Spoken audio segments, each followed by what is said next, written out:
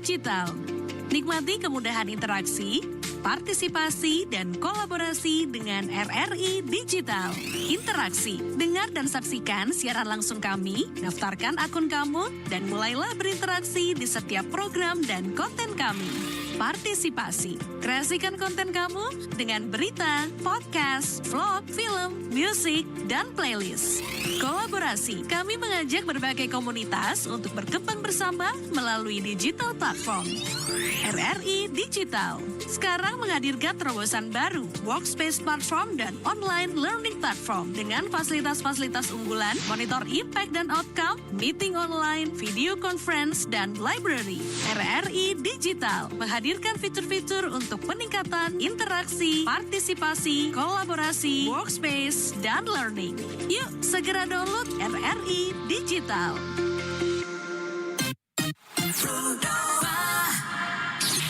Kamu lagi dengerin bikin sore kamu makin berwarna.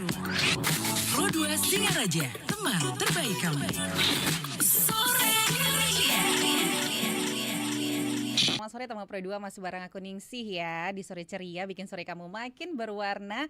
Dan seperti biasa aku bakal ngobrol bareng teman-teman kamu yang berprestasi sore hari ini. Dan seneng banget, jujur aku seneng banget, aku bakal ngobrol bareng peraih juara 1 lomba menulis cerita pemilu Sebuleleng. Keren kan?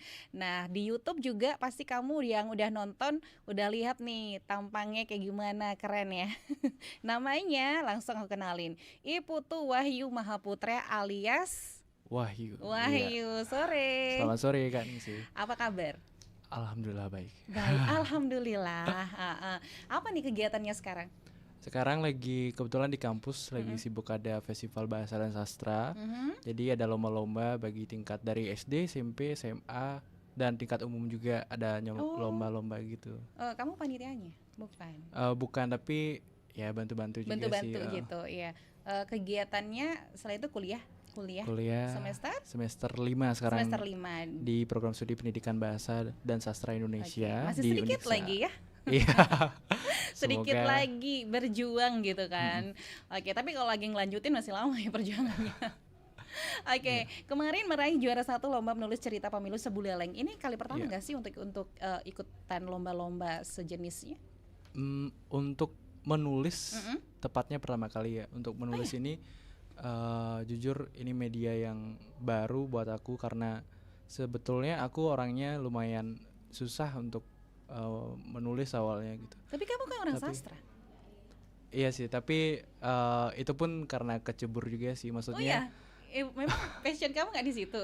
Iya, tapi ternyata menulis itu treatment yang pas ternyata gitu buat aku. Awalnya itu aku lebih suka bercerita secara live gitu, maksudnya secara ngobrol langsung, nongkrong bareng orang.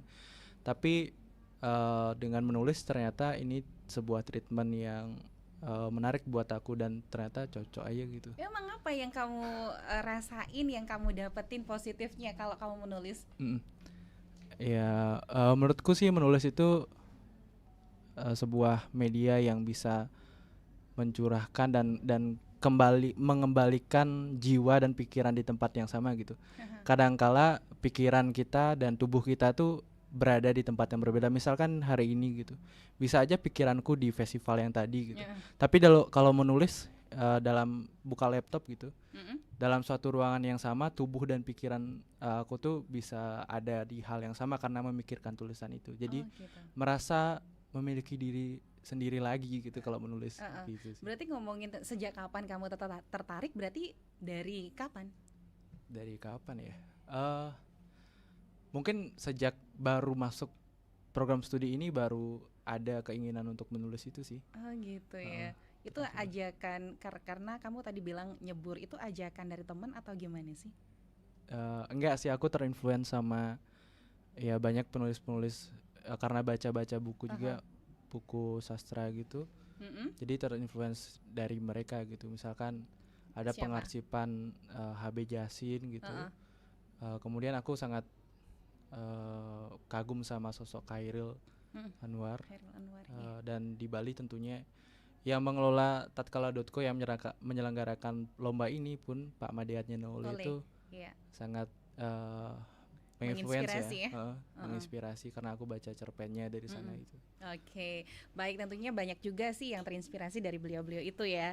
Nah, aku juga pengen tahu nih motivasi kamu ikut lomba menulis cerita pemilu Sebuleleng, meskipun kan pemilu udah kita laksanain tuh bareng gitu ya. Tapi motivasi kamu ikut ini apa gitu. Tapi sebentar diceritain, Oke. kita bakal jeda dulu, kita kasih kesempatan nih buat teman-teman Pro 2 yang pengen ikut juga nimbrung ngobrol bareng kita ya. WhatsApp aja kita di 0811 399 1054. Nah, yang punya RRI Digital sudah unduh, kamu juga bisa ikutan di live chat RRI Digital. Yang nonton kita via YouTube langsung aja di YouTube channel kita. Kamu lagi dengerin bikin sore kamu makin berwarna. Pro 2 Singaraja, teman terbaik kamu.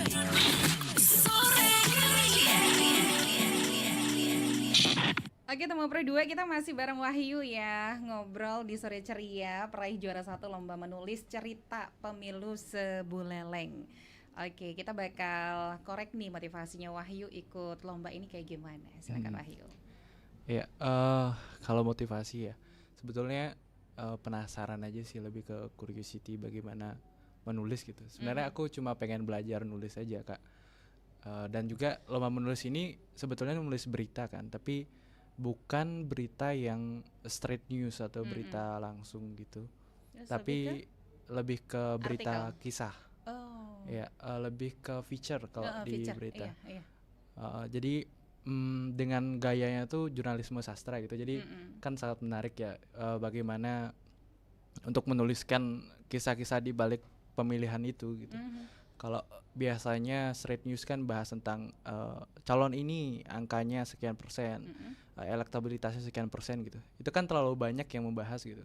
Tapi bagaimana menemukan cerita-cerita di balik semua itu, termasuk hal-hal kecil di dalamnya gitu. Seperti yang aku tulis itu tentang temanku yang menjadi KPPS, jadi pengawas Petugas, gitu, ya. petugas pemilu. Pemungut, iya. Ternyata dia itu ikut jadi KPPS untuk bayar beli baju himpunan gitu. Jadi itu kan honor dari gaji petugas itu Dia pakai gunain untuk beli baju himpunan di kampus. di kampus. Gitu. Dan banyak cerita dia yang menarik yang aku tuliskan gitu. Jadi Itu jarang, bahkan nggak ada yang pernah nulis gitu ya. ya mungkin jarang sih, karena feature itu kan lebih mengutamakan cerita di baliknya, gitu Kak ya. Jadi aku merasa tertarik karena itu sih, karena ada cerita-cerita minor, maksudnya cerita-cerita yang tidak diungkapkan di straight news gitu. Iya, oke. Berarti di cerita sisi lainnya gitu ya. Oke. Tapi kalau dari juri itu menariknya di apanya? Kalau juri, nah itu aku kurang tahu juga sih. Tapi kebetulan sempat bincang-bincang juga. Kalau kebetulan jurinya kayaknya ada penulis dari RRI. Ya selain karena cara berceritanya yang menarik gitu, ada penulisan juga penting gitu, penulisan penggunaan ejaan, tata bahasa. Kayak dan bahasa sebagainya gitu. kayak gitu ya. Kamu gini nggak sih, pertama tuh terobsesi nggak sih dapat juara kayak gitu? Sebenarnya aku sih Ini biasa-biasa kan kali aja. pertama kan? Iya sih. Cuma aku sudah tidak menghiraukan itu sih. Lebih ke pengen nulis tentang cerita temanku ini gitu. Itu pun aku lakuin karena berdasarkan hasil bincang-bincang dengan dia, maksudnya nongkrong dengan biasa gitu. Wah menarik, akhirnya aku jadikan berita dan secara tidak sengaja aku masukkan aja ke lomba gitu sekalian. Oke. Nah kemudian kemarin itu yang ikut lomba banyak nggak sih?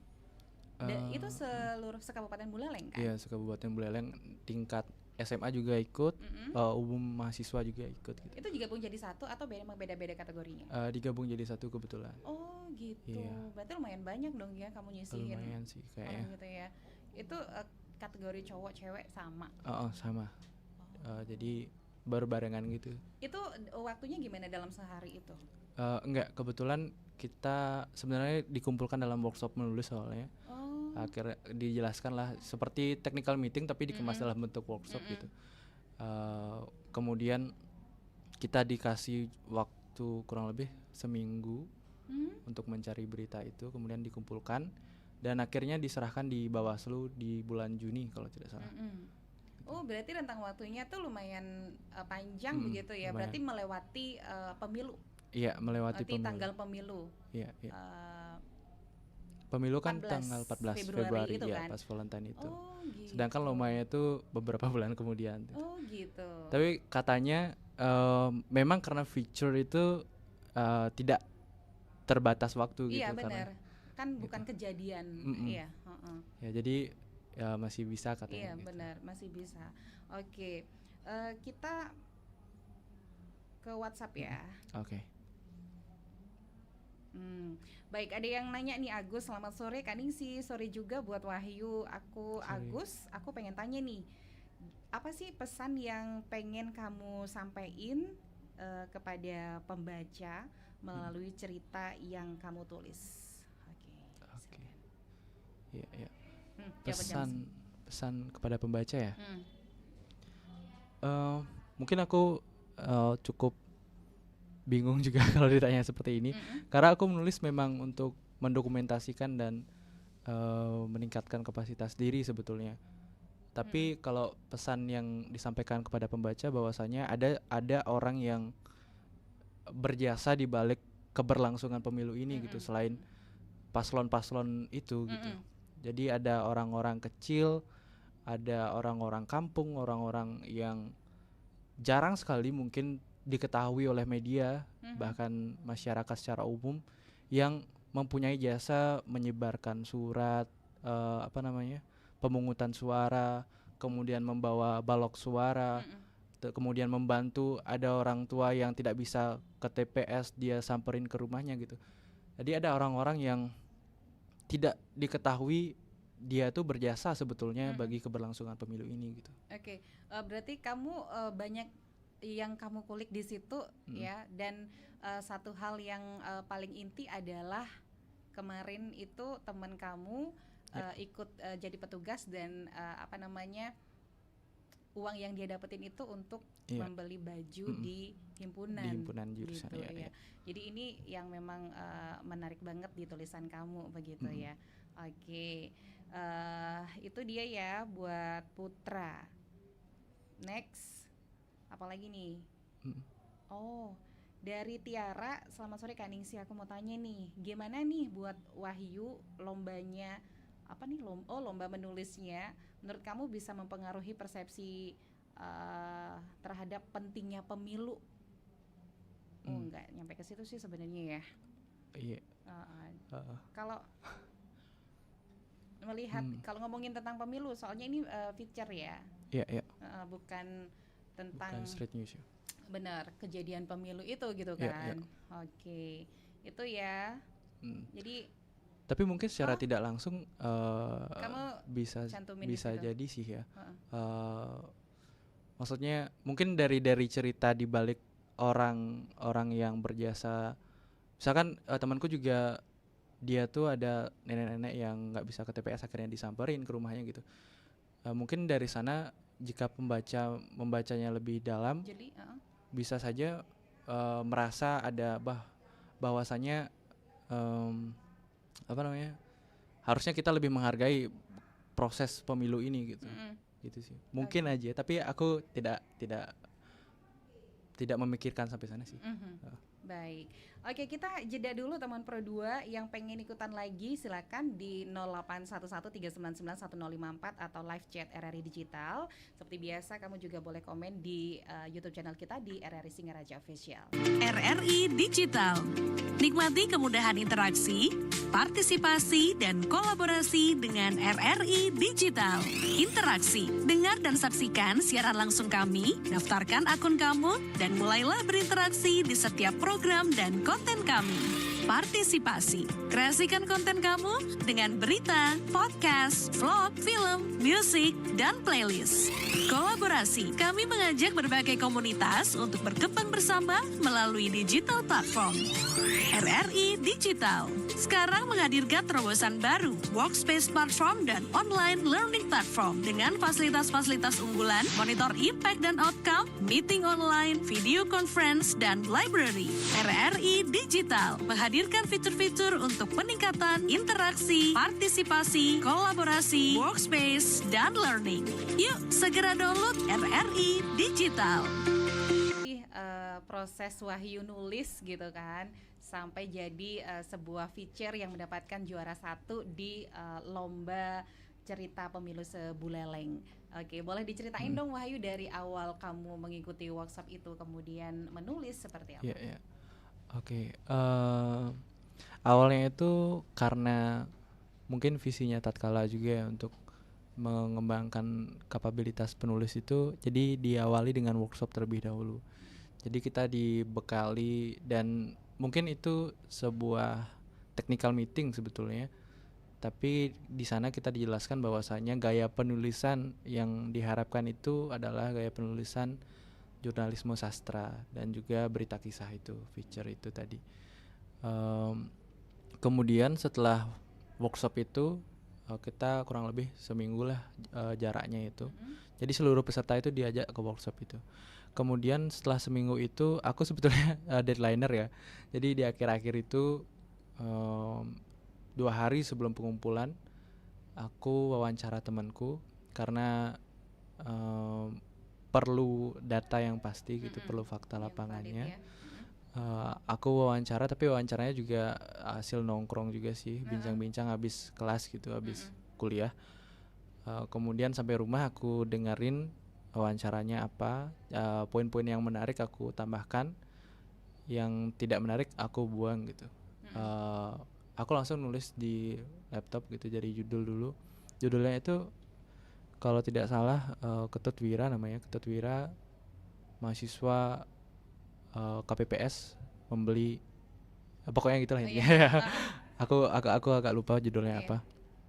Kemudian menulis dari 5W1H itu pasti sudah ada siapanya dia, Ketut Wira, kemudian di mana dan lain sebagainya. Kemudian di malam yang sama, karena kebetulan aku orangnya memang juga suka begadang. Kebanyakan ya? Kebanyakan suka begadang ya. Nulis, jadi nulisnya enaknya malam, sukanya malam.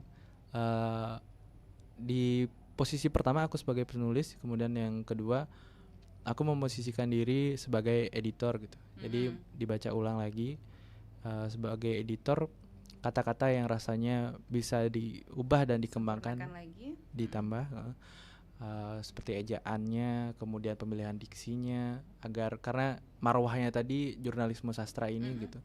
Jadi seperti bercerita yang asik gitu. Tapi aku juga sebenarnya agak ragu sebenarnya dengan tulisanku karena tulisan pertama tentunya. Tapi ya mau tidak mau di malam itu juga aku memfinalisasi semuanya gitu. Jadi besoknya pagi-pagi aku kirimkan ke tatkala gitu. Oke. Nah, metode penulisan orang itu kan beda-beda ya. Ada yang nyari judulnya dulu baru isinya ditulis, tapi ada yang nulis isinya dulu dia tuntasin baru dia bingung nyari judul gitu. Menurut kamu yang mana nih? Kalau aku sendiri sih judul dulu ya. Gitu ya. Judul, tapi di editing bisa aja berubah juga sih. Iya kan? Ya kebetulan yang kemarin tuh juga berubah sih judulnya. Jadi ya setidaknya tulis aja sih dulu. Seadanya di kepala, nanti editingnya beda lagi gitu. Oh gitu. Nah kemudian kalau cara nulis juga dari hasil wawancara itu biasanya kamu kayak gimana metodenya? Tulis poin-poinnya dulu apa langsung dengerin langsung jadi gitu? Kalau yang untuk yang ini aku langsung sih dengerin, oh ini poinnya bagus, tulis sampai habis dulu, kemudian lanjut dengerin, tulis lagi gitu. Jadi bukan per poin-poinnya, jadi langsung jadi langsung gitu ya. Mungkin karena memang udah hasil ngobrol langsung gitu, jadi keinget langsung gitu kan ya. Wah, ada kendala nggak sih kemarin selama proses kamu mengikuti lomba ini? Kalau kendala sih nggak ada yang terlalu berarti sih. Mungkin kendala kecilnya itu karena baru belajar nulis itu, jadinya masih kagok dalam memilih diksi yang pas, kemudian urutan peristiwa yang mana yang didahulukan, mana yang di akhir. Kemudian menerjemahkan wawancara itu juga lumayan tantangan sih menurutku. Ini ada yang nanya, Hmm. next kalau misalnya ini kan udah dapat juara, kalau misalnya nanti ada lomba-lomba serupa mau ikut lagi nggak sih? Ya tergantung. Tergantung Tapi apanya nih? ya pengen sih, pengen tetap nulis, tetap pengen ikutan juga. Mm-mm. Tapi sebetulnya kalau aku sendiri mungkin ini serakah ya, menulis untuk diri sendiri gitu. Jadi menulisku itu untuk setidaknya untuk aku baca itu aku puas gitu dengan tulisanku gitu. Masalah nanti bisa disebarkan ya tinggal kirim kan, atau diikutkan lomba ya nanti dikirim aja gitu. Setidaknya nulis aja dulu gitu. Oh gitu. Tapi orientasi kamu nggak untuk dibaca sama orang lain begitu ya? Iya. Senyamannya aku nanti aku bakal baca lagi tulisan aku gitu. Sejauh ini masih seperti Masih itu seperti ya. itu. Next, gimana? Next, ya mungkin ada Pengen perasaan punya tentunya. buku sendiri gitu. Ya tentu pengen sih ya. Tentu pengen dibaca orang lain, tapi aku sadar diri lah masih banyak sekali hal yang harus aku pelajarin, jadi masih malu-malu sebetulnya untuk Iya. menulis dan dibaca orang lain, apalagi orang-orang lain pasti punya hal yang lebih gitu. Tapi kalau ngelihat dari juri-juri yang pastinya udah berkompeten itu, aku yakin kamu udah diperhitungkan di situ. Next kamu bakal jadi penulis yang handal kan. Apalagi kamu kali pertama aja udah juara 1 gitu kan. Oke, kita lanjut ya. Siapa nih? Oh, ada Laksmi. Kak Ningsih, aku pengen tanya, ada nggak sih Kak Wahyu penulis atau buku yang mempengaruhi gaya penulisannya Kak Wahyu dalam lomba cerita kemarin, lomba feature sebenarnya? Lomba feature ya kemarin. Sebetulnya ya Pak Oli sih. Kalau aku Pak Adnyana Oli. Aku baca cerpennya yang Gadis Suci, melukis tanda suci di tanah suci gitu kalau salah. Itu menginfluence aku. Kemudian bukunya Pak Wayan Artike, itu dosenku juga. Buku proses kreatifnya beliau, kemudian cerpen-cerpennya juga. Aku lebih belakangan ini tertarik dengan baca cerpen sih, kebanyakan. Kalau buku yang lainnya juga aku suka Khalil Gibran, yang bukunya yang Sang Nabi itu cukup menginfluence aku juga gitu. Selain itu kalau selain cerpen dan cerita-cerita, mungkin puisi juga sih untuk menambah diksi. Kalau kata Pak Oli sih, puisi itu asupan untuk diksi yang bagus gitu. Ada Pak Sapardi yang aku baca gitu sih Kak. Oke, kalau puisi kamu sering nulis nggak? Lumayan sih di catatan HP aja sih kebetulan. Ya kalau pas momennya nulis, kalau ya tapi nggak dipublikasi sih, masih disimpan sendiri aja. Oh gitu, tapi kan karena sekarang udah media sosial kemudian semakin canggih begitu, ada nggak sih rencana, kalau puisi kan banyak juga orang-orang sastra yang minat kayak gitu di media-media sosial. Iya benar sih. Aku kebetulan ada media gini Kak, rintisan lah di media sosial Instagram. Projectnya itu namanya menjadi manusia bahasa gitu. Mungkin teman berdua juga bisa kepoin di Instagram. Itu isinya puisi juga, menghimpun teman-teman yang nggak punya media untuk mempublikasi puisinya. Jadi aku terima lewat email, kemudian aku publikasikan ke mediaku itu. Gitu. Itu lebih ke puisi tentang apa? Boleh-boleh aja. Boleh-boleh aja sih, bebas temanya apapun gitu. Oh gitu. Setiap Sabtu, tapi aku sendiri kalau tema-temaku juga random sih. Oh gitu. Maksudnya tentang apapun lah. Lebih suka nulis tentang apa kalau Wahyu? Mungkin karena usia ya, masih remaja itu pasti tentang cintaan ya. Iya, tapi nggak jarang juga loh ya yang masih remaja yang udah paham tentang kehidupan lebih ke menulis tentang kehidupan kita ini kayak gimana gitu ya. Oke, buat kamu yang masih pengen tanya-tanya boleh ya, kita masih ada waktu 15 menit ke depan. Pro 2, jangan ganti frekuensi ya. Sore ceria, bikin sore kamu lebih berwarna. Pro 2, teman terbaik kamu. dan gak terasa udah sesi terakhir karena sebentar lagi udah mau jam 5 sore ya. Oke, aku pengen tahu juga nih sama Wahyu gitu kan. Iya. Boleh deh bagi tips buat teman-teman Pro2 yang pengen juga mengawali diri gitu ya buat belajar menulis. Apa sih yang mesti harus kita siapin?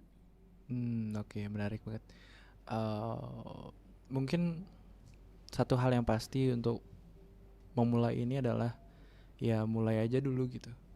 Mau nulis satu paragraf aja dulu, satu kata pun yang penting dicicil misalkan setiap hari dan rajin dan mendisiplinkan diri untuk menulis dan mulai aja dulu gitu sih.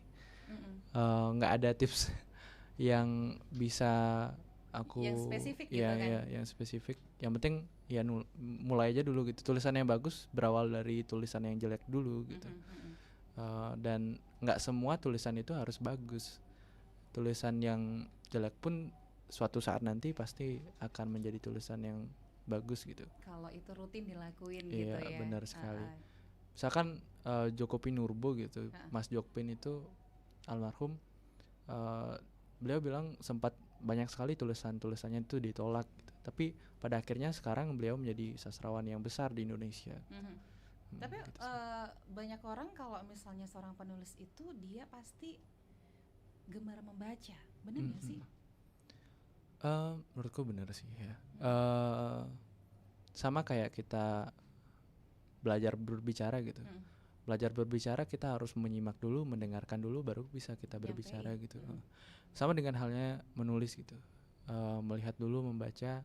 Dan walaupun memang sebetulnya siapa saja bisa menulis tanpa membaca gitu. Tapi dengan membaca, menulis itu jadi klik gitu. Jadi diksi-diksi yang kita gunakan itu lebih mengena. Tapi jujur aku juga sebetulnya sebelumnya itu jarang banget untuk membaca gitu. Tapi setelah ketemu cerpen-cerpen yang menarik, aku lagi lebih suka gitu. Jadinya sekarang aku malah jarang berbicara langsung, lebih banyak menulis sekarang gitu. Oh ya, berarti apa namanya lingkungan kamu itu kalau misalnya kamu mau membaca ataupun menulis itu berada di lingkungan tertutup atau berbaur sama teman atau kayak gimana sih suasananya? Iya, tetap aja sih berbaur maksudnya. Tapi di pembicaraan itu aku lebih ke pendengar aja sekarang. Jadi menyimak mereka gitu, lebih seneng dengerin mereka.